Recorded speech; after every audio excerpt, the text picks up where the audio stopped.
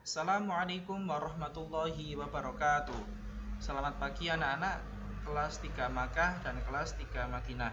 Alhamdulillahirrabbilalamin. Kita masih diberi kesempatan untuk belajar bersama pada mata pelajaran Al-Quran dan Hadis. Di kelas 3 ini Al-Quran dan Hadis akan kita mulai dengan tema memahami surat Al-Fatihah. Sebelum kita mulai pelajaran ini, silakan anak-anak disiapkan buku tulisnya dan juga buku paketnya, disimak video ini, dan bila ada yang penting silakan dicatat. Baik anak-anak, kita mulai. Yang pertama, mengenal surat Al-Fatihah. Kalian semua pasti sudah mengenal surat Al-Fatihah dan pasti sudah hafal, karena setiap kali kita sholat pasti kita akan membaca surat Al-Fatihah. Baiklah, kita mulai. Yang pertama, surat Al-Fatihah merupakan surat pertama di dalam Al-Quran. Artinya, surat Al-Fatihah terletak di paling depan di dalam Al-Quran, tetapi bukan surat yang pertama diturunkan oleh Allah.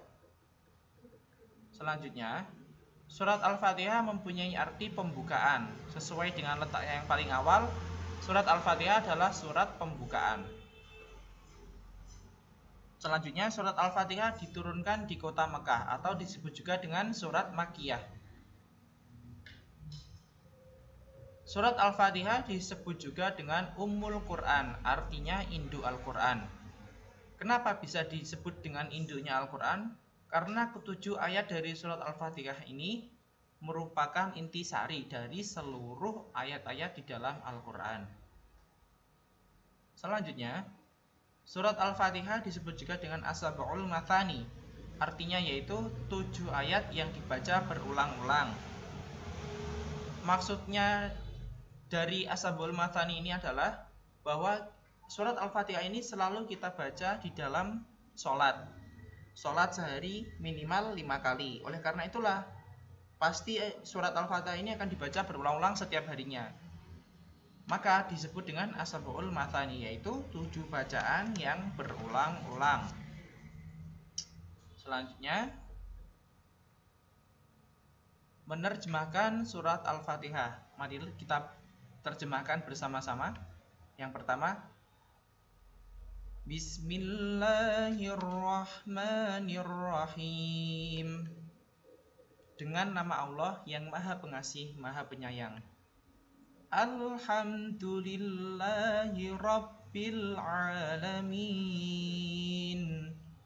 Segala puji bagi Allah, Tuhan seluruh alam. Ar-Rahmanir-Rahim, yang Maha Pengasih, Maha Penyayang. Maliki Yaumiddin, pemilik hari pembalasan. Iyyaka na'budu wa iyyaka nasta'in. Hanya kepada Engkaulah kami menyembah dan hanya kepada Engkaulah kami mohon pertolongan. Ihdinas syiratal mustaqim, tunjukilah kami jalan yang lurus. Syiratal ladzina an'amta 'alaihim ghairil maghdubi 'alaihim waladdallin,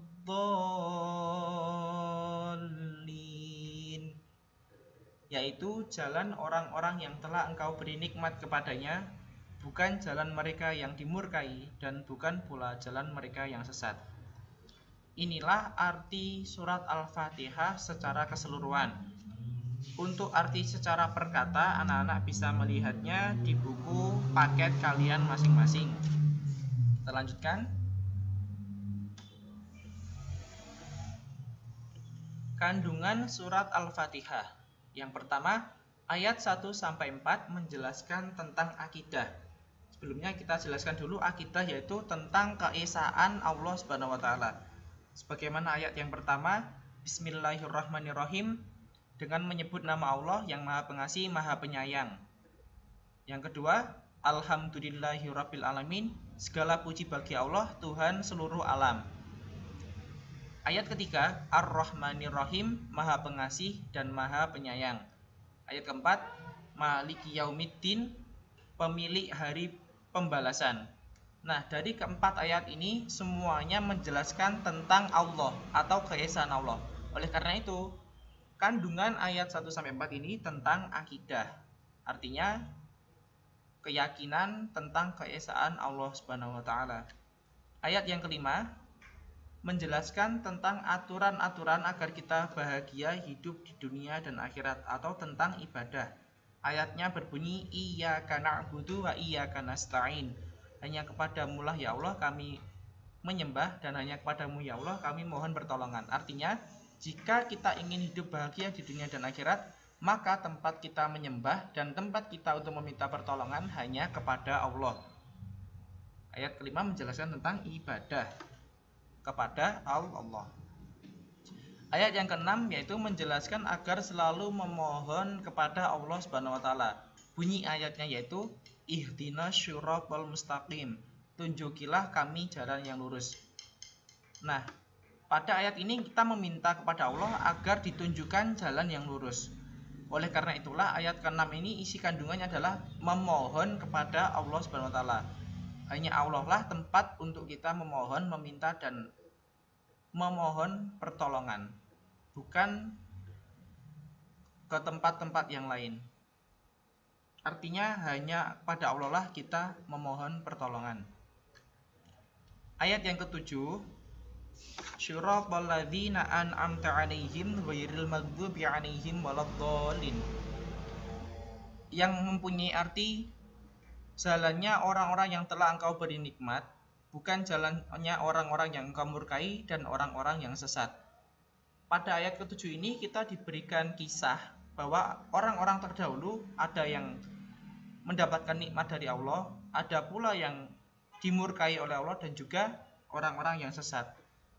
Dari kisah inilah kita mengambil pelajaran bahwasanya agar menjadi orang yang selamat kita harus menjadi orang-orang yang tidak sesat dan bukan orang-orang yang dimurkai oleh Allah. Artinya kita harus belajar beribadah sesuai tuntunan yang ada di dalam Al-Quran dan juga yang telah diajarkan oleh Nabi di dalam hadis, agar kita termasuk orang-orang yang mendapatkan nikmat dari Allah, bukan orang-orang yang dimurkai dan orang-orang yang sesat.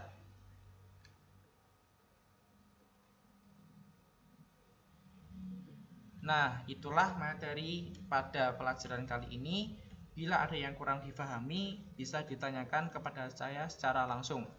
Sekian dan terima kasih. Wassalamualaikum warahmatullahi wabarakatuh.